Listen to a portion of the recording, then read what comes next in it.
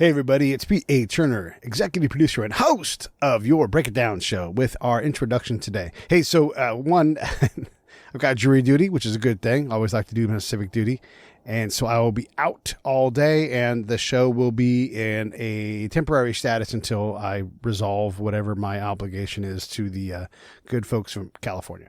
So it could be that it's a day or two. I should be able to get shows out still, but if you hear a gap, that's the reason why. All right, the next thing is our guest today, and this is someone I love, I adore. I put her in the friends and family category, Cathy Fuss. She started a racing league called Lucky Dog Racing, and what that is like these junky cars that my friends and I like to race. You put a roll cage in something and you go out and you race at Willow Springs and Sears Point and Laguna Seca and all these different places. We go out and we race, and this is the world that she's built, and they don't make a lot of money doing it, but man, it is so much fun to get out. If you guys ever have a chance to go out and do some what we call crap can racing, you definitely should do it, whether it's Lucky Dog or Lemons or whoever it's going to be. If you want to know more about that, hit me at peterbreakitdownshow.com. There are a lot of places that do this, and there are a lot of leagues out there, and it's something that really is attainable. If you have a business and you're like, we want to give our employees something really outrageous, this is an outrageously fun thing to do, and it's safe. This is not smash 'em up derby or any kind of dangerous thing. Like, people wear fire suits, you have to have a fire suppression system,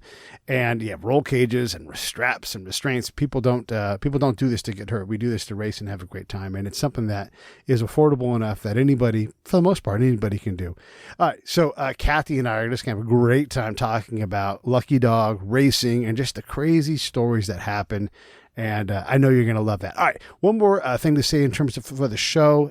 Anytime you can support the show is great, whether it's buying shirts or watching on YouTube, or, hey, if you're inclined, I'd love to have you go to breakitdownshow.com and click on that PayPal link and just, hey, put a subscription in. 1,000 people doing $20 a month would be a lot of money, and I would put it all back into the show. How about that? If it was 1,000 people doing $2 a month, guess what?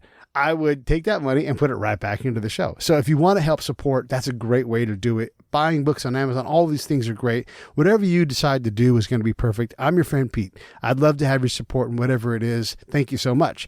Save the Brave is another way you can support. That's savethebrave.org. Same thing. Click on the donation tab, put a little money in each month, and we will put that money to work. We're working on raising money right now to become a big benefactor from one of the major charities. So we're working on things all the time, and you're going to see a lot more stuff. We got the Ride for the Brave coming up in a few weeks, and it's so exciting to be able to work on these charity things. If you don't have a powerful charity thing going in your life, do it. Find something, whatever you're passionate. Don't start a new one. Go find one that does what you do and put your time and effort into that. Whether you're taking evil out of the world or helping folks that need help, or giving aid to folks that need aid. Whatever it is, go do it. Go do your thing. All right, here comes Cathy Fuss. Lions Rock Productions. This is Jay Moore. This is Greg Cruz. This is Bryce Vine. This is Dexter from The Offspring. This is Nathan This East. is Sebastian Younger. This is Daryl This is Stuart Copeland. This is Mick Gillette. This is Andy Summit. This is Dr. Bob Greenberg. This is Gabby Reese. This is Rob Bell. Hey, this is John Leon Guerrero. Hey, and this is Pete A. Turner. I'm Cathy Fuss, and you're watching The Break It Down Show. And now, The Break It Down Show with John Leon Guerrero and Pete A. Turner. I love it. I love it. So Cathy does something incredible. And sometimes we have real famous people on the show, Cathy, that like musicians that have won multiple Grammys on the same night. We've had those kind of folks on, actors that we've all seen in plays. But sometimes we have just incredible people who make all of our lives better in their own special way. And you are one of those people. And it's so incredibly special what you do and how you make the world a better place for people who have the passion that you serve. And I just love it. Every time I talk to you, I never get enough. And I try not to bug you because you're super busy, but I always want to talk to you more because you're just such a great person. So thank you so much for coming on the show. Why don't you tell everybody what you do? I am the series owner for an amateur endurance racing series, which happens to be the fastest growing auto racing series in North America right now. And it's called Lucky Dog Racing League. And, Pete, I was thinking this morning, I was on a show with you several years ago when you were just getting started. And I think it's been about 7 years. You've come a long way too. Very Oh, proud of you, buddy. Very proud of you. Thank you. Yeah, we have had a lot of miles. I mean, you were nascent then too. I mean, I remember we had the conversation where you knew the idea was there, you believed in it, but you also had cashed in your retirement and said, like, this has to work. And Yeah. Yeah, I'm you still know, saying that every morning. So let me see here. We're going on what we're calling Lucky Season 7 for okay, 2021. And it's just phenomenal, the growth in the amateur level of motorsports. And being based out here on the West Coast, we're now growing all across country, and we do a race in Mexico and Canada, etc. right. I'm just always in awe of how racing speaks to people, even if you're not a driver. I mean, as you know, the type of racing that I met you out years ago is a team based thing. It takes a village. And certainly in the middle of COVID, your village is really important. So we can talk about that too, because it's just been a wild year, absolutely wild year. Yeah, it is. And I do want to get into the COVID aspect of it because you're right. There's, well, let's get into that next.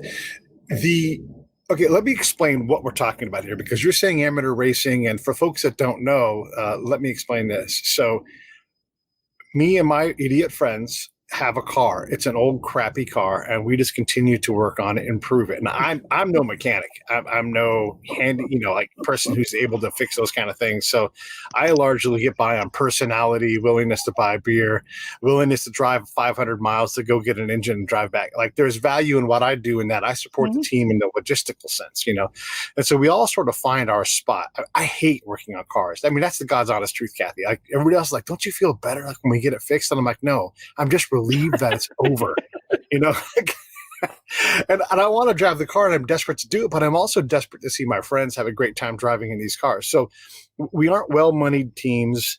We have these cars that are always fatally flawed, always about to break. And then we just race our hearts out and then get together as a team and solve the problem and take the checkers no matter what. Like, how do we get on this track? I don't care if it costs us $1,000. And these things happen. And I know, Cathy, you've seen this.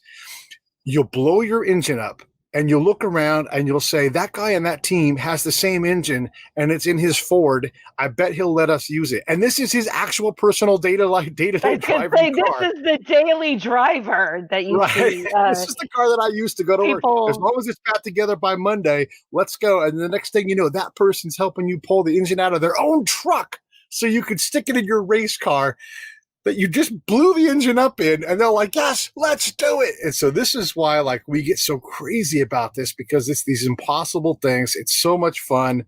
It's stressful in a fun way, like in these problems, and you cannot do all this stuff yourself. There is no team that just does all these things themselves. There's guys that try with really small crews, but this is what Cathy does. She creates this environment where we get to go to, world-class tracks, Laguna Seca, Sears Point, whatever they want to call that. Charlotte, yeah. Charlotte. Charlotte. I mean, it's amazing places that we get to. A lot of people, when they think about auto racing, certainly at the amateur level, a lot of us grew up with going to our local dirt track. In fact, that's how I got involved with this craziness. Or going to the drag strip, or heaven forbid, you're out illegally street racing. Right. And so there's a lot of people out there that have a need for speed, but they don't really understand how they can get into it. And about 12 years ago, a group really was at the forefront of that, and that was the 24 Hours Lemons, which is where you originally came from. In fact, I drove in the very first two races there at Altamont Motorsports Park and realized that this endurance stuff is fun. But the bottom line is that it's very affordable and approachable. For most people, especially at our age, not necessarily you and I, but we might have a little more money than we have time. So they'll, throw somebody in, get in a used race car and they'll come out running. They don't have to invest a lot of time in practice and prep and all those things. But in endurance racing, I think what makes it unique and this level of grassroots motorsports is you're racing from anywhere, at least in our series, 7 to 24 hours, depending upon what the format is. Well, just like you said, you're not the mechanic. And as I try to explain to folks, really the most challenging part of amateur endurance racing is keeping your team together. I mean, not one person drives for 7 or 24 hours. You're all switching out every 2 hours, every hour and a half to drive. And everybody brings something to the table. Someone's got a bigger wallet and no time. Someone's got no wallet, but they know a lot about how to fix something. Other folks are broke, but they can come, help run errands like you do. So everybody plays an important role. And what's interesting is you don't hear us talking so much about drivers, and I guess at a pro level, you got a driver and a crew, and the driver gets all the glory. In this type of racing, well, you will stretch the term glory, but all of you have a taste of that, whether it's you've stayed up all night, replacing an engine. I could go on for hours over Oh my God. the track miracles and the crazy stuff that I've seen. But it's remarkable to see what people will do, even though they have the resources. I mean, some of these folks may have an extra Miata at home or whatever, could run home, but no, part of the allure of this is, okay, how are we going to fix this? And in the process, you've met all kinds of other people in the paddock with you. And I mean, I've walked away with lifelong friends. And I left this for a real job. I was in software for 30 years and running around the world, actually at nuclear power plants. And I look at my life now, I'd much rather be a broke racer than just because of the people are so damn awesome. I miss my paycheck, but it's priceless. The stuff that I see and the relationships that are forged. I mean, I know your team probably better than others, and over the years, and you have a really diverse group of people. I've also got teams that have 3 generations that are running. So, I mean, in this day and age, what can you do with your family? Really, especially if you've got, we allow as young as 16 years old if they have 2 years documented race experience. But, and we're getting wives and girlfriends out there. The kids are coming out. And not only is it a good business model, because if you have everybody at the family, nobody's complaining about dad being or mom being out at the racetrack. But it brings people together in a really unique way. And I know that you've seen that quite a bit, either running with us or some of the previous groups you and I have been associated with. It's really remarkable because I don't know what else you can do in this day and age. My kids certainly didn't want to do anything with us, but they're young adults now and they go out and race with us. So that part of it is, I think, really important, even more so after the year that, all of us have had. So you can tell I'm passionate about this racing thing. It's a game changer. But I will admit, and I know that you come across people like this too, that think we have lost our mind. I mean, parents, my mom was always there yelling. I could be racing and hear my mom yelling. She loved it. To this day, my dad thinks it's the most ridiculous thing to leave a job with Oracle so that you can go race cars. So I don't know what your folks ever said about all of this, but you either have friends that think it's cool or they think you're absolutely nuts. Yeah. Well, let me also just just for the non-racing folks out there, let me say this too. This is not just demolition derby. A lot of people get that sense when you describe what it that's is. true. Super low budget. We don't spend a lot of money, as a norm. There are teams that certainly have money. There are certainly like old sponsored cars that are brought out of retirement because these guys want to race, and there's like $100,000 in that. But I'm saying in general, the regular person, it's you and your friends. You have a car, it's repurposed into a race car, is a completely safe, and every car is inspected for safety. You get to know these cars. So you're like, yes, we know this car. What have you changed? Okay, this is going to get, whatever. So all the safety stuff is taken care of. Is there danger in racing? Of course. But we also have fire suppression systems and all of these countermeasures. So when you're hearing racing, we're not just going out and trying to annihilate each other. And now think about this. This is our baby. This is our pride and joy. And it barely holds together. The last thing I want to do as a driver, my philosophy, Cathy, right, is not to be the fastest on the track every lap, because it doesn't work in endurance racing. My job is to bring the car back in the best possible shape it can, so the next driver has plenty of car to deal with. Now, you're always driving a car that's in some form of breaking down. So if you hear a sound, you're communicating back with the pit, like, hey, I hear a sound. They're working on what that might be, and we're thinking of contingency plans. But you're not trying to run into someone else's car. Sometimes cars touch, but it's touch, it's tap. It's usually not crush. And because no one wants that. No one wants to be responsible for smashing somebody else's baby with their baby. So don't get that impression.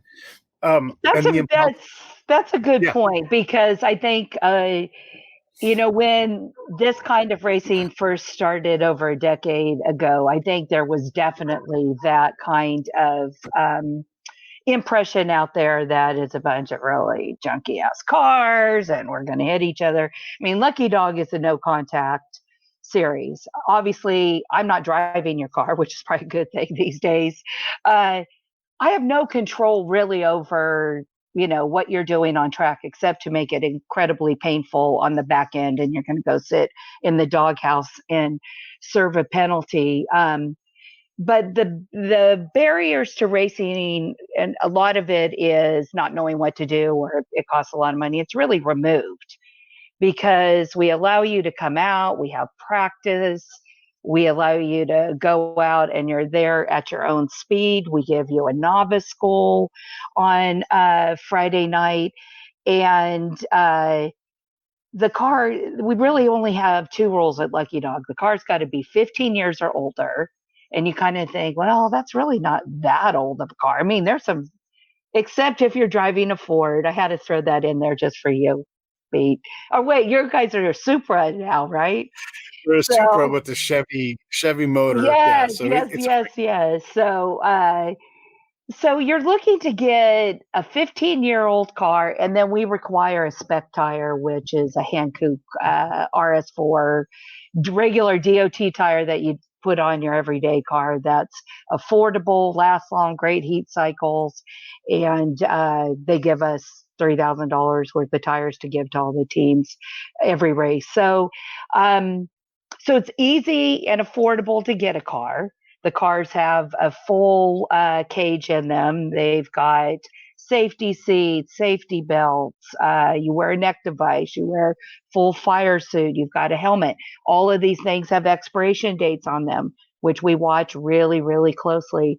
So we pride ourselves on our safety record.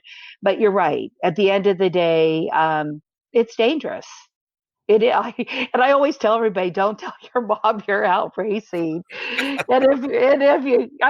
were at our championship last month, which is Thunderhill Raceway, 2 hours north of the Bay Area in Willows, and I had someone break their ankle. And we rarely have broken bones, but he had tripped over a jack. So here we are racing. These guys are hitting like 140 on the front stretch. I had 121 cars. So when you talked about tapping, I call it kissing door handles. right. They were kissing door handles a little bit, but no, it took tripping over a jack to be injured. So we made sure that the driver knew that we had our story straight, that we saw the car 9 feet in the air, on fire, upside down, so that he at least had a good story. But there's so much safety in those cars. And the one thing that really opened my eyes when I got into this business was the area of insurance. And in order to get motorsports insurance, it's just crazy. You have to have 5 different insurance companies that all come together to cover you, including Lloyd's of London. We now have to carry terrorism insurance, which I just think is crazy. But it's a wild business. I thought nuclear power was, a little bit on the edge. And this was going to be my retirement, to go out racing. I'm working 7 days a week, 20 hours a day. Yeah. We've had so much growth. We've got about 600 teams now, 4,000 It's drivers. remarkable. It is. It's really, really, really cool. And I appreciate your I want to support. jump in and say something. And this is to your credit, because I came up in Lemons and I love it, except for it's too crowded, and the social hierarchy stuff doesn't float my boat. I exist. I actually paid as much money as anybody else to be here. Mhm. Let's not throw all this love at these other people and things. I just didn't dig that too much. It was very, I don't want to say clicky, but it was clicky. And so totally tolerable, totally a great time. I totally love it. But at your series, because it's smaller in terms of the number of cars on the track, you're accessible. It was for me a better experience overall. Definitely better than the competing other brand that was bad at that part. I mean, I don't want to get started. I don't even want to say their name, because I hate to throw any kind of shade at anybody, because they're also supporting racing, but needlessly combative as a brand. And I was like, you didn't. So when you said you were going to start, I knew there's really good chance that Cathy's going to pull this off, because the people, you have the attitude, and you really have. And I've marshaled for you, and I know what it's like to work for you, even under stress, and yeah, you're under stress, but you're still very pleasant to be around and everything. And it's great. I wanted to tell you my philosophy on marshaling. My job as the marshal. Well, tell what a marshal is. Because it's really important part of what we do. Very important. It's a great learning experience too. If you're not sure you want to go drive, right? Yeah. Come out and marshal. Absolutely. Yeah. And get compensated to maybe race at some point. And I should say this too. You are 100% right. The parking lot where we all are living and, communicating, it's way more dangerous. I've seen the craziest things happen on accident, not even on purpose. I'm even talking about donuts and stuff late at night, getting people in trouble. Sorry about that. But the marshal thing is that you got certain jobs around the track to try to keep things safe. Obviously, there's people that work the corners, that wave the flags, yellow flags, all that kind of stuff. I'm not talking about them, but they're also there too. That's how professional and safe this is. There are literally 20 some odd people at any given point in time trying to make sure that this race is safe and keeping an eye on things. And look, race teams are going to push hard on everything because they're trying to survive. They're trying to win. They're being competitive. And sometimes you need an adult. And so the marshal is one of the adults there. It's like, hey, listen, knock that off, keep racing, keep going forward, but don't do that. Put your, when you put fuel into a car, it's super hot. You and I have been at a track where someone puts fuel into the car and all of a sudden there's a fire. Granted, nobody gets hurt, but that's because, and literally my girlfriend's son was there. It was his first time marshaling, and he's like, there's a fire. Yeah. I mean, for some reason, people seem to think that at a racetrack, it's somehow less flammable. And it's like, okay, you just drove for 2 hours. Right. You could see the heat coming off of your brakes. Yes. But we're going to dash some fuel on there and see what happens. So you're right. I think when it comes to safety, and that's why we have so many marshals, is the fueling in itself can be even more dangerous than being on the track.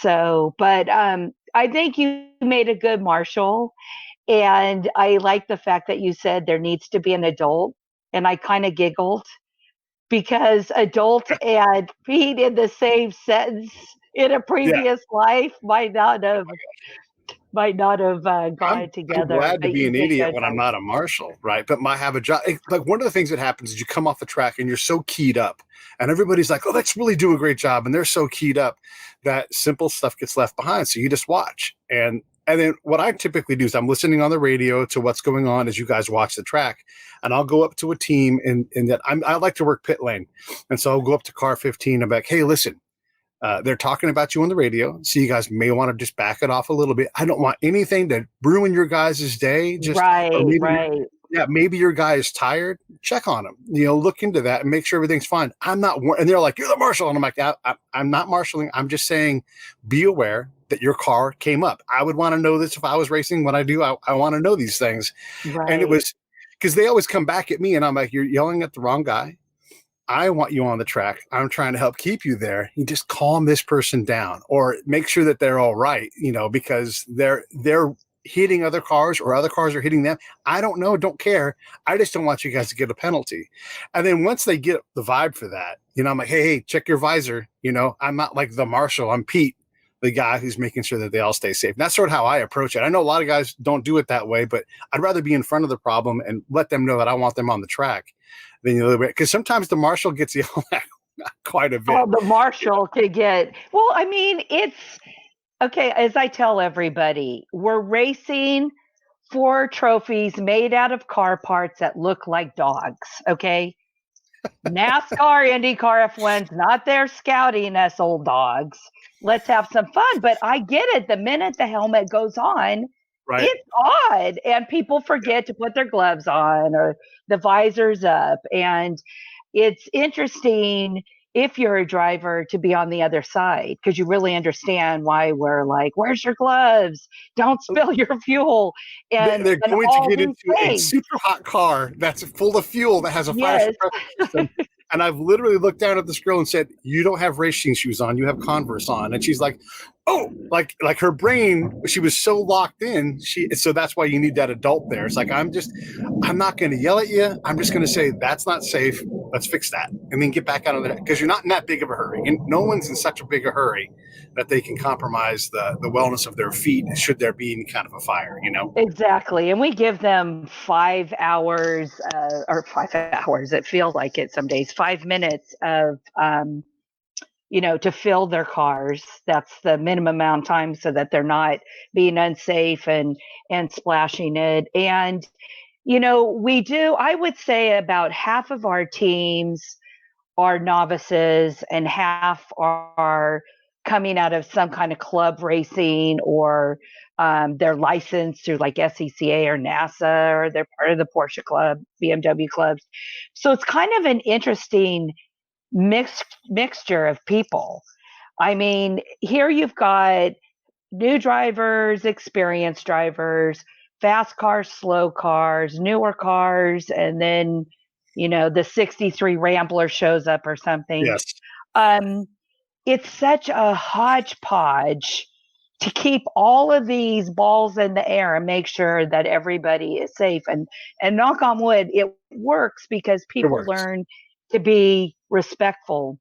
And the other thing I want to mention is, and you kind of touched upon this, is, and I don't know if this is part of it's my business philosophy. I kind of feel like during the week, your life is a living hell. I don't know about you, but we have, fighting teenagers, aging parents, spouses, jobs, finances, houses. I want your weekend to be blissful. And there has been some times, and I know you hear this on the radio when you've worked, that I've just had enough with these guys. It's like there's only so much you can do to make it easy and delightful, and it's not working. They have to feel a little bit of pain before we get their attention. And that's when I've kind of lost my shit and said, all right, pull that driver out or put that car on the trailer. But it takes a long time to get there. But my philosophy has always been about being easy to work with. And possibly being a woman in motorsports, there's the maternal part of it. My husband will completely disagree because he tells me, you're so nice to our drivers. Why are you so mean to me? But, and it's true. You're like, oh, you're so nice to these drivers. Well, I get in the car, drive home 8 hours, pulling a trailer, and he's got to listen to it. But during the week, it works to my advantage because when he doesn't do what he needs to do, I let him know there'll be a black flag waiting for him. And the garbage needs to go out. But I run the business. Greg Yeah. races, and that is always interesting. I can honestly say there has been times that I have slept in the guest room because we're fighting over the rules. I mean, we're just so passionate, and he's the Yeah. racer, and I was a driver at one point. I don't drive now, but the whole atmosphere is just so much passion, and it's not in a bad way. It's not like everybody's red mist and pissed off. I mean, some people are. You've seen some people that'll pull into the pit. It takes them a half an hour to fuel their car, find their driver. They've lost their wristband. And then you've got the team that thinks that they're NASCAR and they're all, Oh my God. and then they've got, 3 minutes sitting at pit out because they're ready to rock and Yeah. roll. Yeah. But it takes all kinds of types. And you know what? It works in our format. It does. If you're not out there to take home a trophy and you just want to go putt around and it's about keeping that car running, people have a great time. But if you happen to be one of these people and there are people that have spent money, and we get a lot of pros. It's easy to do business with us, and it's fun. It's fun. So these people want to come. So we'll get pros that come out, and then you got to figure out, well, what kind of parameters do you put around that just to keep it fair? Right. Yeah, there's so much to see and so much to experience when you go to these races because you really have access, unlike you would at any other track. I mean, obviously, again, you have to be safe, but you can go up and talk to the team as they're racing. Again, as a marshal, I'm watching teams, and if I see something that I think is worthy of a comment, I'll let them know. So there was a team of young men. Maybe they're college age or something. This is at Willow Springs, and they were like hup hup hup, and they were like vaulting over the wall. And I'm like, hey, listen, vaulting over the wall, not going to save you any time. Matter of fact, someone might get hurt. You're probably going to forget something. You guys ought to notch it back just a little bit. I want you to compete. I want you to go at it hard, but you're overdoing the pit stops. You're going to get run over. The guys that jump in front of the cars, oh my God, you don't have to jump in front of the car. They just wait. And by the way, there's other cars coming in and all these other things. And so it's slow down. This is the spot where you can get hurt the easiest because you are not a car, you're a person. And the other person coming, you don't know what condition their car is in. Maybe their wheels. Yeah, or their brakes. I mean, I look at these guys jumping over the wall. I'm like, it is so not worth it. But you're right. I mean, we've seen things like cars come in on fire. We've seen, and thank God for fire suppression systems. One button and it's done. Oh my God. I got to tell a funny story. So you were there, and it was one of those times we were working with the other league, and they have this split event where there's an autocross kind of thing, and so we're still supporting that side of the thing. Oh, yeah, I remember that. This guy's got this beautiful Ford GT. It's like a $250,000 car, and he comes in, and everybody's pointing at it, and his car is on fire. It's smoking. And so I look and I'm like, that guy's car's on fire. So I hop over the fence or walk over or whatever. And I go see him and I'm like, hey, your car's on fire. He's in the middle of the pit lane, hasn't even got to where he's going to drive off because I don't want him to drive any further. And he's like, oh my God. So he gets out and he goes to pull the hood up on his car. And he's got one of these kind of hoods for everybody's looking. It's like it opens from the middle to the rear. Right. And it's carbon fiber. So the harder he pulls on it, the more the other side locks down. So I'm like, I'll help you. So I go around to the passenger side, and I'm now helping a guy with a car. I say on fire. It was about to be on fire. It was, right. And so I help him get this clamshell up. I hand him the fire extinguisher, and you're screaming at me, get away from that car. I was like, I'm trying to, but we had the ability to catch the fire. But these are the kind of crazy things that happen. And everybody will talk about that for the rest of their lives. We're like, this guy came in his Ford GT and it almost caught on fire. It was on fire. Or, it's like every season someone's hood comes up and they're, trying to safely get on track. When wheels come off is interesting. For some reason, like this summer, we were at a place called Area 27, which is in Oliver, BC. It's in Canada, and it's one of these exclusive club events. In fact, we were the first wheel-to-wheel outside sanctioning body to come in and race there. And it's not a Canadian thing, so I'm not yanking on the Maple Leaf Dogs. But they couldn't keep tires on their cars. and it comes in packs. I'll go races, several races, nobody loses a tire, and then we'll get to someplace and everybody's losing tires. And that's a scary thing. I mean, we've had things where people's steering wheel has come off. I really have seen some crazy stuff, but I've never, well, we have had a rollover, I was going to say. Usually it's just one thing that happens, and it's usually self-induced, which means it's one car that was probably overdriving or had a malfunction. In fact, 2 years ago, my husband rolled. We drive BMWs, as you know. Our older BMWs are very popular, the E30s, E36, because they're reliable, they're cheap, and you can find them at pick and pulls all over the place. But he rolled his BMW up there, and he claims it was a control arm failure. So that's the story that we're going with. But most of the stuff that I've seen, I always hate to focus on this. But to be honest, people go to races to see stuff happen. Every time I've had, knock on wood, every time I've had something, like a car's on fire or, they've lost a wheel or whatever, it's all been on their own. It's not like these cars have hit each other and caught on fire or rolled or anything.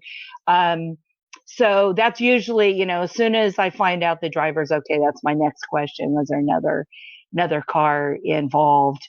And the conversations, I think I could write a book. Next time you're out, we need to put you at what we call the dog house. And the dog house is where you go if you have had contact or you've been a bad dog on track. Come in, talk to Bulldog, and the stories that you hear. Oh my God. It's like, I could write a whole book around just the crap that we hear at Pit Inn on, what happened out there. And we're about getting people on track. We're racers too. I don't have a cat in this fight. In fact, I'm not even in the racing business. I am in the hospitality entertainment business. When you think about it, I want you to have the time of your life, be safe, and I send you home in the same condition I got you. But the stories that come in, like it's really going to make a difference whether you did it or they did it, and it's always the other guy, right? Always the other guy, and I know that. And so the longer they talk, the longer they sit, and we'll send them on their way. We'll make sure they're safe and not dehydrated and all that good stuff. The car's in good condition, and let them go. But there are some people that want to whip out their video and their camera. And I'm like, I'm letting you go. I'm letting you go. I don't want to hear it. But the stories, I'm going to write a book someday on the crap that I've heard out on pit lane. Because, it's funny because people will always say to me, what do you do for a living? And I kind of don't even like to discuss it because then you have to explain it. So I just tell everybody I babysit 400 men with a sprinkle of women on most weekends. But it really is funny, Pete. And I know you've seen some of the antics that goes on. And you think to yourself, oh, my thought is, probably again as a woman, is, oh, my God, the poor wife. She's got if this is the way he's behaving at the track, I can only, but they're usually really good at home. I find out. I pick on them. I wouldn't trade that Dog Nation in for anything, though. No, it's great. And you do such a great job of being like the top dog. But the maturity that comes from having enough races to realize you're probably object fixated on something, like you didn't watch something or pay attention to something, or you missed it. Like I have seen with my own eyes as I drive, cars cheat. I knew it. That's why these guys are so fast, because they're cheating. And then I watch a video and I'm like, oh, I didn't see that. Exactly. It's not what it appears to be. And I'll get back. It is not. It's so true. 2 weeks to 30 days after we're back from a race and they've gone through their GoPro video.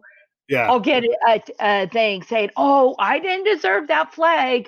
And they pulled all the data. And had I not got that flag, we would have got third place. Yeah. And then I go back again to this is supposed to be for fun, racing Yeah. for trophies made of car parts that look like dogs. But Right. it's intense. I don't care if you're racing, 24-hour Le Mans or 24-hour Rolex, or you're out racing at Willow Springs. You're still racing. And a racer, you either love this stuff and just feel it, or you Yeah. think it's the biggest waste of money. There's no in between. There's no in between. Yeah, I remember when we raced at Daytona with a series. It was great, and what a fantastic experience. And when I say Daytona, I mean the Daytona racetrack. Daytona, yeah. And when people think like this one moment changed our race, I remember a Saab 900 just just around the track all day long, sipping on gas. And our car was so freakishly fast. I would like come up and I'm like, I want to go 3 wide. I want to go 3 wide. And I think, is it worth it? And so I'd wait a minute and then I'm like, yes, it's worth it. And then I would go around 3 wide, in the corners and everything. Meanwhile, that Saab that I could pass 15 times never broke down, never needed gas. And they just drove calm the whole time. And they whooped everybody's asses. And They they beat won us. Yeah. I mean, we broke down with and I'm not even exaggerating, a part that you can't, like, you could walk out of the store. It's so cheap. They'd be like, just take that stupid gasket. Like, it's nothing. Like, it's a 2-cent part. Kept us off the track for, I don't know, hours. And it was the dumbest thing ever. So when people say that, it's like, hey, how about you guys just drive more efficiently and have one less pit stop? And then your flag wouldn't matter, or whatever it is. Like, just calm down. And you'll be a lot more successful. The other thing is we've won, but the stories are never about when we won. Yeah, Pickles and I and Dave, we raced at Willow Springs and we won our class and had a great day. But it's the other stories, about the time we had to go to South Central and buy an engine sight unseen and get it there and put it in and drop a bolt in it and blow it up before we even got it out of the paddock. We bought an engine that ran, because we blew our other engine up and blew our engine up before we got to pit out and just said, drive it until it explodes. Like, these are the stories that matter. Yeah, I was going to say red to failure. You're absolutely right. It's the catastrophic moments. And as you know, we do, like 24-hour races, which are just brutal. You're exhausted. It's cold usually. You're tired at that point. And you see teams that, were able to get on Craigslist or Facebook Marketplace or something and find a new engine 6 hours away. And you see someone drive all night long and bring it back. And there's nothing more heartbreaking for me as a series owner to see that car go back out on track and then it blows again. Yeah. And you would think that they would say, all right, we're done. Yeah. We're joining a bowling league or something. Sure enough, next race, I see that car right back out there again. Hey, that Saab at Daytona, was it red?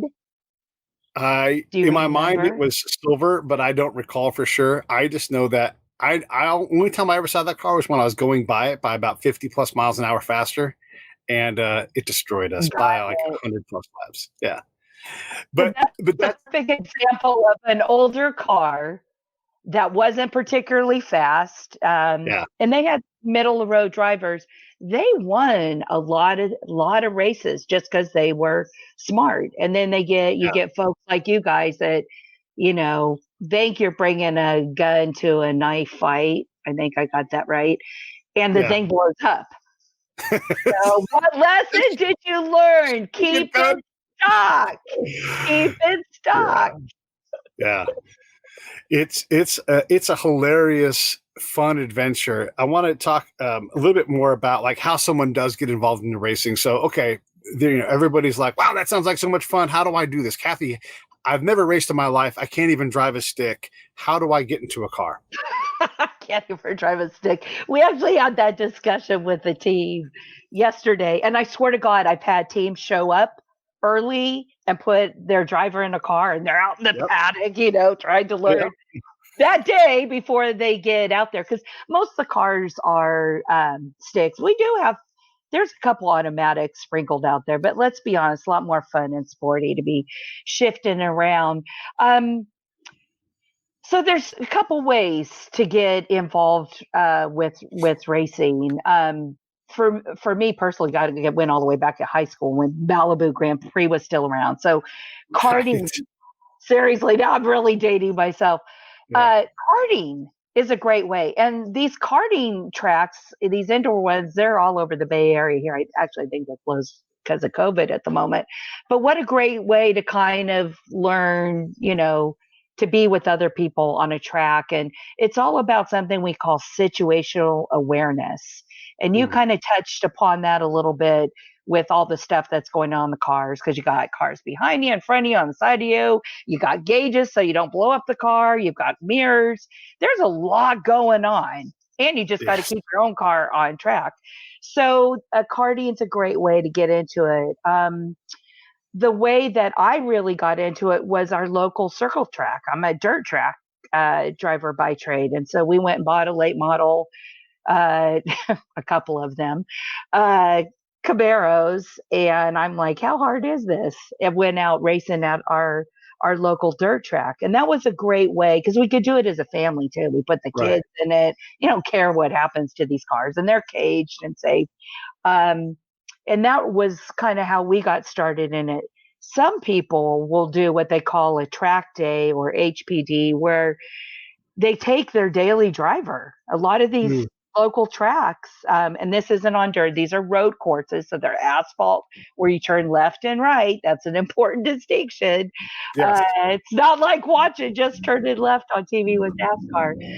But you can take your own car out there. It's not wheel-to-wheel racing, but they put you out in sessions. You're spaced out, so you're not passing anybody.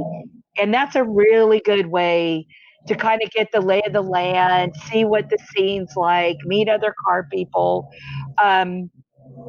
Or you show up at a Lucky Dog race or 24-hour Lemons, and you have found a team, or you decided you were going to finally cage that, old BMW you've had sitting in the backyard, or your first car. A lot of times we see people's first car, seen a lot of Mustangs, 60s Mustangs come out, which is almost criminal, but folks will bring their car out and you just get started. And every race you learn a little bit more and you're a little bit faster.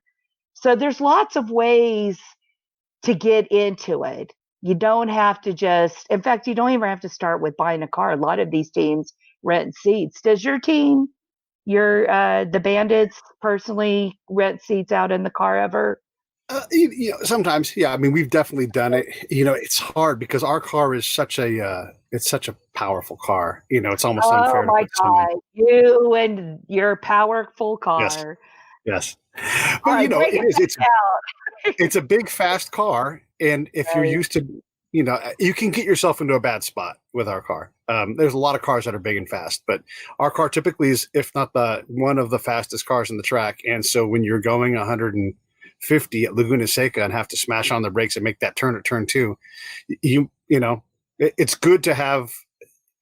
I'm not saying you couldn't drive it every day, because you could drive calmly. It's hard to drive calm going into turn 2 at Laguna Seca, It is. And then they all come off of 11 and end up in the grapple. So I get it. So there are certain, I think Miatas are so easy to drive. Right. And oh my God, they're so fun. I mean, the series is probably half Miatas and half BMWs these days, with some Fords sprinkled in, a couple Toyotas.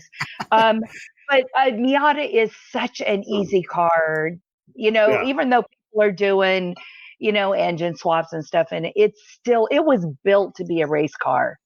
And I think starting in a car like that is a really good idea, rather than some powerful, beefy engine like you guys have in a car that's a little bit heavier. But I think you're right. And it's also finding the right clique of people too. That's really, because there's really a lot of tension in these things. I mean, you really get keyed up and you really do object fixate on things, and you're like, you step back and you're like, what the hell are we doing? It's just, you get so amped up. In terms of getting into Lucky Dog, I mean, you said you have to have a little bit of racing. So how much racing do you need to be able to come in and buy a seat or something like that? Well, that's the thing that's kind of always been controversial about, this grassroots endurance racing is we don't require that we recommend that you do some track days, and we recommend, you go and you take one of those classes. I mean, even at Laguna Seca, Skip Barber, who's a partner sponsor of Lucky Dog, we encourage that. But the reality is there's a lot of people that just show up. They're friends. You know how this plays out.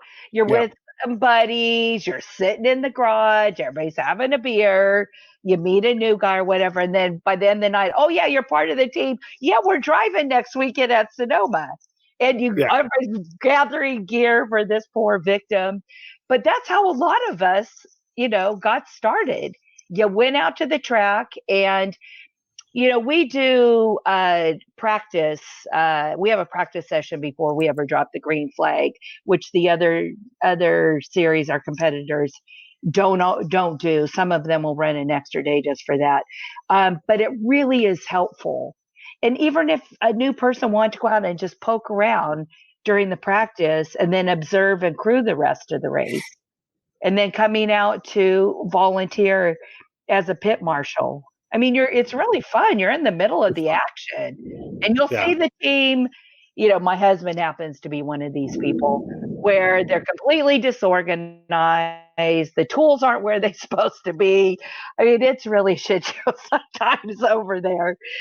And then you meet the team that's rolling out their giants, $15,000 Snap-on rolling toolbox, and everything's right in the proper place. So you got to get aligned with a team that you can be comfortable with.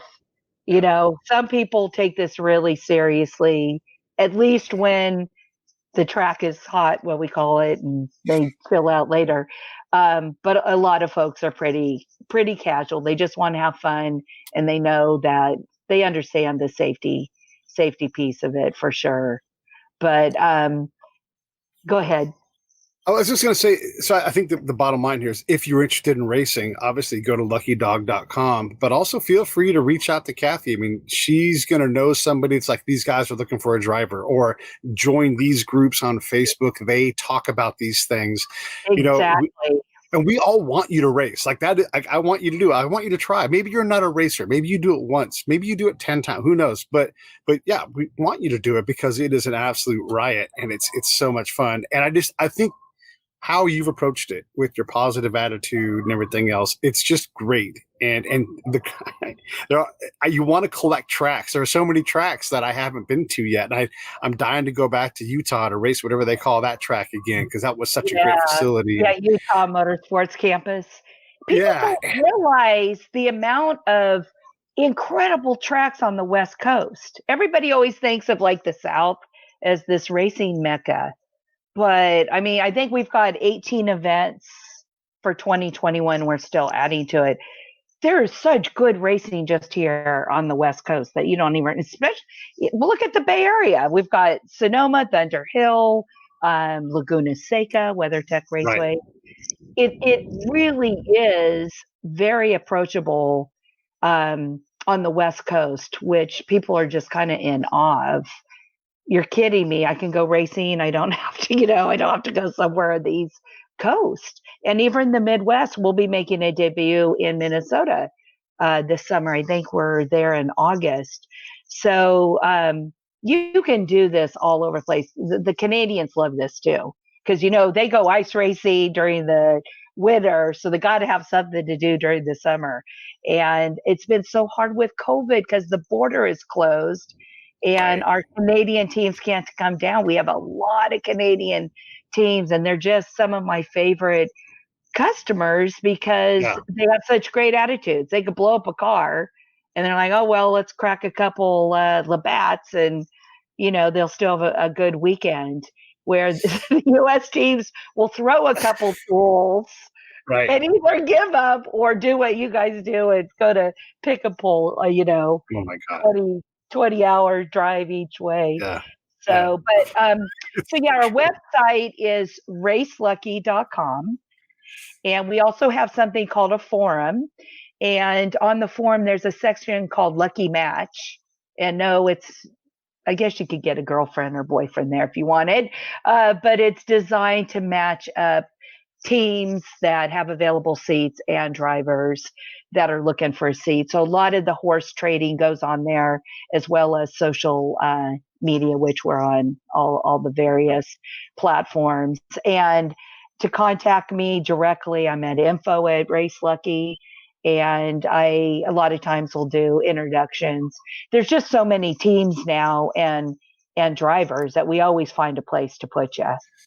Yeah, it's not terribly challenging to get you in the car, and it's not terribly expensive. Like you have to do some math and some figuring, but if you're going to race, let's say just 2 hours on the track, what would you spend for that experience? It is a good question. Yeah, That's a really and you might get good 4 hours. True. It's true, or it's more, depending, yeah, how yeah, folks are doing pit stops and stuff. I'm seeing right now, and one of the things that's going on in this level of racing is what we call speed creep. So cars are getting a little more sophisticated and faster, and so there's some reliable competitive cars out there. On average, I see teams charging for the seat $250 an hour. So that includes, because you got to remember, you're burning up gas, it's wear and tear on the car. Someone had to tow it there. Someone had to buy the car. We've got other consumables, tires, etc. So it's usually I see $250 an hour that teams are charging. And then Lucky Dog, it's $300 for the weekend. Right. I mean, you'll spend that just farting around that Wingstop on your way to Home Depot. You buy a lot of wings at Wingstop. We do eat a lot of wings. We're never home. So there's a lot of Wingstop at our. I want to ask you about COVID, because this is a very communal community. Like, as we talk about getting the car back out and campaigning this next year, it's like, okay, we got to deal with gear, and this might sound gross to folks, but this is what you do to get on the track. You're like, you can wear my shoes. You can wear my helmet. Like, if something's wrong, like, you get in the same stuff. We suck on the same Camelback. I mean, these are realities. You were in the same space. You were inches from each other. As I put my hands on you, on your chest, to buckle you in, and I'm pulling the breath out of you to keep you safe, I am millimeters from you. So it seems like it wouldn't be a very COVID dangerous place, but you are really intimate with these things, and we've worked around that. I mean, to be honest, when this first happened, we had a couple races that were postponed, and then in June we resumed racing. And I'm trying to think where we were in Washington. We were the first endurance series to return to racing after the initial shelter in place. And it was scary. It was. And everybody's all worried about, masks and social distancing and extensive databases for contact tracing and all the stuff that is second nature to us now. But at first it was like, oh my God, I can barely get these teams to a racetrack. Now I got to make sure they're doing all these other things. And the second piece of that, so we're, I think, on our 9th race under COVID right now that we're preparing for. But even during this second shutdown, racetracks are exempt, which I don't understand, considering you can't go to a restaurant or, have a funeral. Haircut. I can't get my haircut, but I can go to the racetrack. So that's kind of an interesting thing to me. And, we continue to monitor it really closely, especially here in California, where every day it's changing and we've been surging, and we would never put someone in danger. And I have to tell you, motorsports, it never pays the bills. So it's a passionate thing. I think you would know about these things. Where the money is important, canceling a race, not going to impact anything. It's not what we do for primary. It's my full-time job, but it doesn't pay the bills. So it's never a money thing. So we're always looking at, can we be safe? Can we distance? And so we've done things for like drivers meetings. We'll do them via Zoom before we ever leave for the track, just to keep everybody separated. But the rule is your helmet's on or you're wearing a mask. and people don't just walk around with their helmets. Usually they're in the car racing. Right. And so you talk about belting in and stuff, and some drivers still wear their mask under their helmet too. I see them doing that. But yeah, you're helping each other buckle in. You're remaining socially distanced either on pit lane and on the paddock. And I never thought my race trailer would have like 3 crates marked COVID, because we travel with masks. And one of the coolest things is the head winemakers from Corbel Winery that make the champagne or sparkling wine race with us. And so Corbel for a while was producing hand sanitizer. So when you come to Lucky Dog, not only will we give you a mask, but you got some high-end hand sanitizer from Corbel. So we do everything really safe. And to be honest, I've only had one incident with someone not wearing a mask. And I knew it was a political statement, though they told me it's for medical reasons. Well, these tracks are like, even medical reasons, stay home if you can't wear a mask. You have enough to manage without worrying about a mask. And it's just like fueling. You forget your gloves or your visors up. The mask will drop down. And so I usually spend most of my time just busting butt on keeping everybody safe in that area. And as you know, we usually do a big charitable dinners on Saturday night. Those are on hiatus for this reason. We have to park trailers 10 feet apart. So it's changed our world, but people want to go racing. I think it's their mental health, to be honest. They're back with their people in a safe environment and doing something that feels a little bit normal. I mean, the Laguna Seca race literally sold out in seconds, and I've got 31 teams sitting on a wait list. That goes to show you, in the middle of a global pandemic and closed borders and still wildfires going on, that shows you how much people need to go out and be doing something that feels a little bit normal.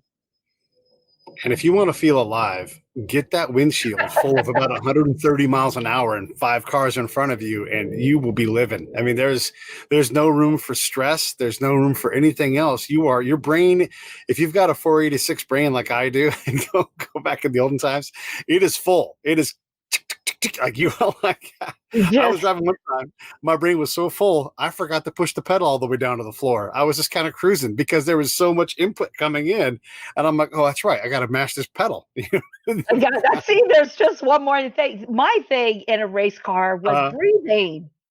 I would sit there and hold my breath for some reason. And then it's like, oh, that's right, I need to breathe, I need to steer, and all the stuff that's going on. And I would forget to breathe. So I think everybody has something that they do. And, there's things that are important, like watching your gauges so that the temperature doesn't fry your engine and stuff. And the amount of folks that come in that, haven't been watching the temperature gauge. You can't be looking, you're supposed to be looking at everything, but in reality, something will probably fall through the crack. But not mashing the gas pedal is a new one for me. I wasn't going slow. I just wasn't mashing. I was like, I'm like, okay. Oh wait, holy shit! I can be going faster. I have to ask you a question. I get to interview you. For me, it's like walking into the track, and the first thing I usually smell is not fuel, but tires, the smell of tires. And it kind of gets me excited. Then you come in the garages, you can smell of fuel, but it's the noise. When I hear, even to this day, when I hear a car start at a racetrack, I'm even getting goosebumps talking about it. There's something about the experience. And the sound is something that just really is interesting, especially when you got a car like yours. It's a little throaty and you're like, oh, this is kind of sexy. So just the experience of the environment, even if they're not on track, is still a really neat thing to see. Plus all their liveries, how have they decorated their cars? And I know you know a little bit about that too. So the decorating of the cars is also a lot of fun, and what people try to do. And it's either totally awesome or my kids could have done, my grandkids could have done a better job. Yeah. Yeah. But that's the other piece of it that I think you forget. We're so focused about being on track, but there's just this whole scene and going up to the tower. We allow you to go up to the tower. We'll even arrange to put you in the pace truck to start the race with us, or if you want to drop a flag. It's really fun. We try to get the whole family involved. And when you see, someone's, 3-foot-year-old son, we're holding him up and he's dropping the green flag. Those are memory makers. It's really just a neat way of spending a weekend. It really is. And I love that you came on and just talked about all this stuff, because if you were looking for an adult-sized hobby that will only feed you with great, wonderful stories and experiences and people, this is it. I mean, you can absolutely, if you golf and you're like, golf's kind of lame right now, go race. If you are trying to find something else to do, go race, go try it. You can do this. Look, drag racing, God bless, great. That's fantastic. Autocross, great. That's fantastic. It's not wheel to wheel endurance racing where you are just, it's a different thing for sure. And, I don't know. I wish I had more time and means to do it more, because I adore it. But I am going to come out and marshal some this year, and hopefully we get our act together as a team and get our car on the track. I'm going to have some questions for you, because I got to check up on some things that we need to get smart on. But anything you want to say in closing? No, I just want to thank you for having me on, and you've been such a great supporter and ambassador for this segment of motorsports, which I appreciate, because you build these types of series one team at a time. So I just want to say thank you for helping us share what we love to do, and having the ability to get some other folks in a race car. And after 2020, folks need to find something that's going to be fun for 2021. And we've got lots of opportunities to help them do that. So I want to wish you a happy holiday. Yes, thank you so much. Happy holiday to you and to everybody else out there. We're about to hit the big Christmas, New Year's stretch here and wrap up Hanukkah. So and Festivus and Kwanzaa are all right here. Exactly. So and Boxing Day. Don't forget about Boxing Day. Yeah. And we can't forget our Orthodox brothers and sisters, because Epiphany's coming up in about 2 weeks as well. So, all right, stand by. Let me sign off. Hold on one sec.